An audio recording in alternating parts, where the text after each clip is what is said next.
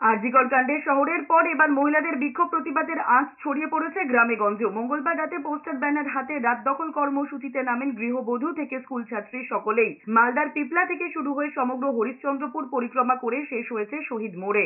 উপস্থিত সকলেই একটাই দাবি, দোষীদের গ্রেফতার করে চরম শাস্তি এবং মহিলাদের নিরাপত্তা সুনিশ্চিত করা। হাতে ব্যানার, পোস্টার নিয়ে উঠতে থাকে মুহুর্মুহু স্লোগান। শহীদ মোড়ে এসে মৃতার আত্মার শান্তি কামনায় মোমবাতি জ্বালিয়ে এই কর্মসূচি শেষ হয়। অভয়ার সাথে যেই অবিচার হয়েছে, যেই কাণ্ড হয়েছে, তার জন্য তার উপযুক্ত শাস্তি চাই আমরা দোষীদের। শুধু একজনকে ধরে রাখলে চলবে না। 7 দিন হয়ে গেল, আমরা এখনো কোনো সুরাহা পাইনি। আমাদের ভুললে চলবে না যে অভয়ার চোখ দিয়ে জল বেরোয়নি, বেরিয়েছিল রক্ত। আমরা সেই প্রতিবাদের জন্য তার আত্মার শান্তি কামনা, যতক্ষণ পর্যন্ত না আমরা দোষীদের সামনে আনতে পারছি তার আত্মার শান্তি পাবে না। আর আমরা সেই প্রতিবাদের জন্য আজকে আমরা রাস্তায় নেমেছি।